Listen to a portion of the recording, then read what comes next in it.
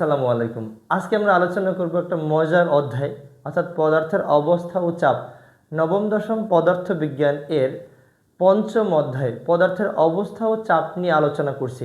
আমরা প্রথমেই চাপ নিয়ে আলোচনা করছি। আসলে চাপ কি জিনিস? চাপটা হলো, অর্থাৎ আমি আমার টোটাল বডির ওয়েটটা ভূপৃষ্ঠের কোনো একটি নির্দিষ্ট জায়গায় প্রয়োগ করছি, অর্থাৎ আমার দুই পায়ের প্রস্থচ্ছেদের ক্ষেত্রফলের উপরে লম্বভাবে প্রযুক্ত হচ্ছে, তাহলে বলা যায় চাপ হচ্ছে একক ক্ষেত্রফলের উপরে লম্বভাবে প্রযুক্ত বলকে, অর্থাৎ একক ক্ষেত্রফলের উপরে লম্বভাবে প্রযুক্ত বলকে চাপ বলে। একক ক্ষেত্রফলের উপর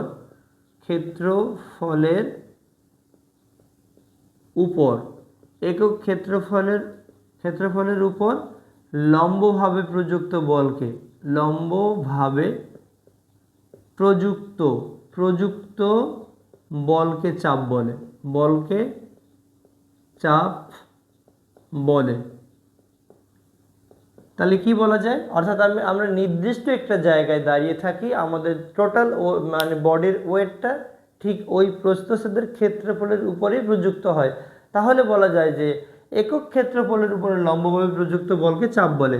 চাপ মানে এক্স্যাক্টলি আমরা প্রেসার বলে থাকি, এই জন্য চাপকে পি দ্বারা প্রকাশ করা হয়। চাপ মানে প্রেসার, ইংলিশে আমরা বলি, তো প্রেসার থেকে পি মানে চাপকে পি দ্বারা প্রকাশ করা হয়।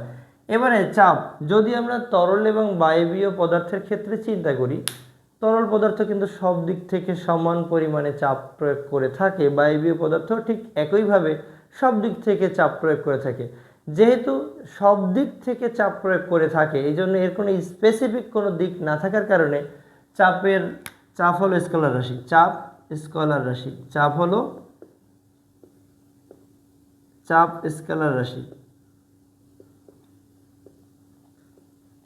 রাশি, অর্থাৎ চাপের কোনো নির্দিষ্ট দিক না থাকার কারণে চাপ হলো স্কেলার রাশি। চাপকে পি দ্বারা প্রকাশ করা হয়।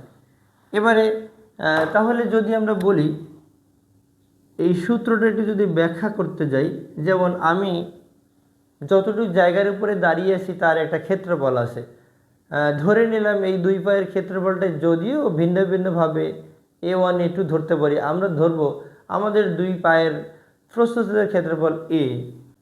আমরা ধরে নিলাম যে আমরা এ ক্ষেত্রফলের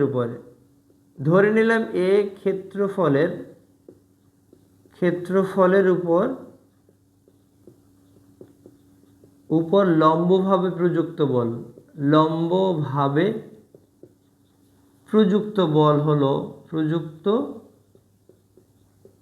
বল এফ হলে চাপ পি হবে F/A, অর্থাৎ একক ক্ষেত্রফলের উপরে লম্বভাবে প্রযুক্ত বলকে চাপ বলে। এবারে আমরা একটু চাপের মাত্রা ও এককটা দেখি। চাপের মাত্রা কিভাবে নির্ণয় করব আমরা? চাপ ইকুয়াল হলো বল বাই ক্ষেত্রফল। আমরা জানি বল ইজ ইকুয়াল টু কি? বল ইজ ইকুয়াল টু হলো ভর ইন্টু ত্বরণ, আর ক্ষেত্রফল তো আছেই।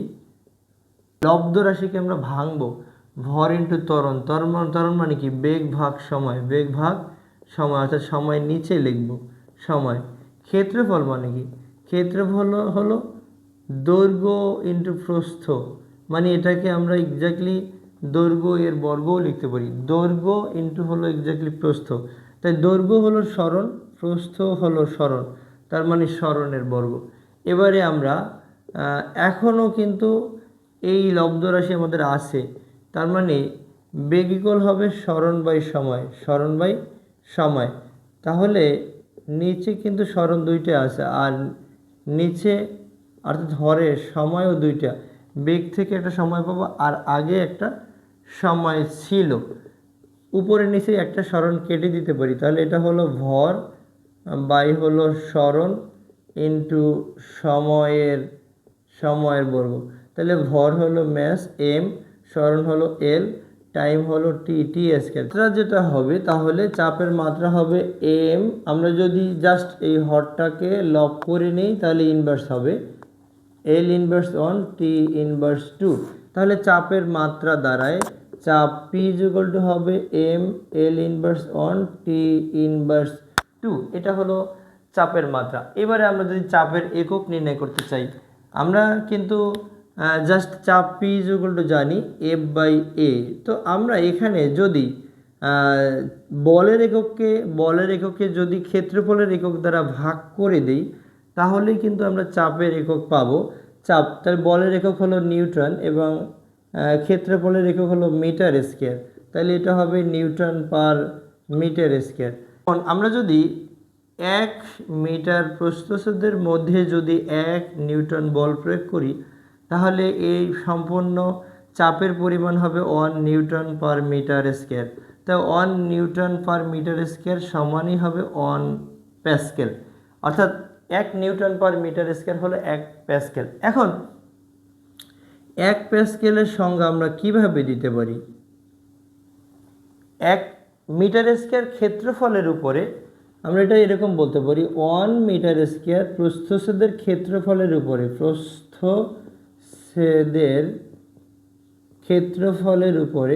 ক্ষেত্রফলের উপর যদি 1 নিউটন বল প্রয়োগ করা হয় তবে তাকে 1 প্যাসকেল চাপ বলে। অর্থাৎ 1 মিটার প্রস্থচ্ছেদের ক্ষেত্রফলের উপরে যদি 1 নিউটন বল প্রযুক্ত হয়, লম্বভাবে প্রযুক্ত হয়, তবে তাকে 1 প্যাসকেল বলে। একইভাবে আমরা চাইলে এখান থেকে 10 প্যাসকেল নিতে পারি। কিভাবে নিব? অর্থাৎ আমরা যদি লব হবে 10 নিউটন এবং হর হবে 1 মিটার স্কয়ার। তো এখানে যদি আমরা জাস্ট সংখ্যাটা এরকম বলি, 1 মিটার স্কয়ার প্রস্থচ্ছেদের ক্ষেত্রফলের উপরে যদি 10 নিউটন বল প্রয়োগ করা হয়, তবে প্রযুক্ত চাপের পরিমাণ হবে বা টোটাল চাপের পরিমাণ হবে 10 প্যাসকেল। এটাকে আমরা 10 প্যাসকেল বলতে পারি। তরলের গভীরে কোনো বিন্দুতে চাপ নির্ণয়। আচ্ছা, আমরা ধরে নেই যে এই একটা সিলিন্ডার আছে, তরলের অভ্যন্তরে এইচ গভীরতা, অর্থাৎ আমরা এখানে এর গভীরতা এইচ ধরে নিলাম। এইচ গভীরতায় কোনো বিন্দুতে চাপ নির্ণয় করব। ধরি জাস্ট কোনো তরলের অভ্যন্তরে কোনো বিন্দুতে চাপ নির্ণয় করা হলে প্রতি একক ক্ষেত্রফলের উপরে, এটা হলো তার প্রস্থচ্ছেদের ক্ষেত্রফল, এই ক্ষেত্রফলের উপরে লম্বভাবে প্রযুক্ত বলকে বোঝানো হয়।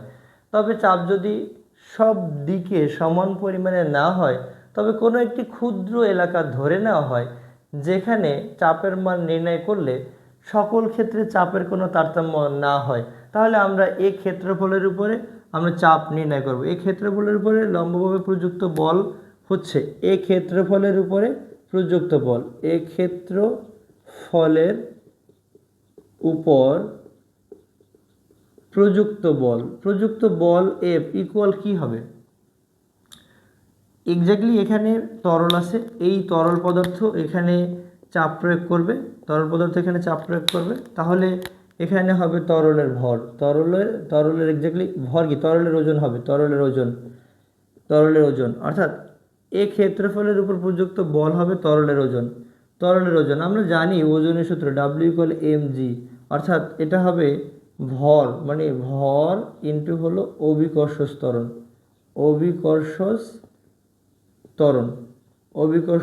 ত্বরণ। এখন আমরা ঘনত্ব ভর বাই আয়তন। তাহলে এখান থেকে m ইকুয়াল আমরা লিখতে পারি, m ইকুয়াল লেখা যায় রো ভি, ঘনত্ব ইন্টু হলো আয়তন ইন্টু আমরা এটাকে জি বলছি। এবারে জাস্ট আয়তন, আমরা আয়তন হিসাব করতে গেলে ক্ষেত্রফল ইন্টু উচ্চতা নিলে আয়তন হয়। ঘনত্ব আয়তন ভাঙলে পাবো ক্ষেত্রফল ইন্টু উচ্চতা, আর এখানে জি তো আছে, জি। তো আমরা লিখতে পারি, ফাইনালি লিখতে পারি যে এ মানে ক্ষেত্রফল, উচ্চতা এইচ, ঘনত্ব রো, আর এখানে জি। তো তাহলে এই ক্ষেত্রফলের উপরে প্রযুক্ত চাপ কি হবে? চাপ আমরা জানি, চাপ পি ইকুয়াল এফ মানে এই যে ফোর্স বাই এ, মানে এই ক্ষেত্রফলের উপরেই প্রযুক্ত বল। এফ এর মান হলো এ এইচ রো জি, আর এখানে হলো এ। এ যদি কেটে দেই তাহলে চাপ পি ইকুয়াল টু হবে এইচ রো জি। অর্থাৎ তরলের গভীরে কোনো বিন্দুতে চাপের পরিমাণ আমরা এই সমীকরণ দিয়ে হিসাব করতে পারি, বা এইচ গভীরে কোনো বিন্দুতে তরলের চাপ নির্ণয় করার জন্য আমরা নিব P equal to H rho G.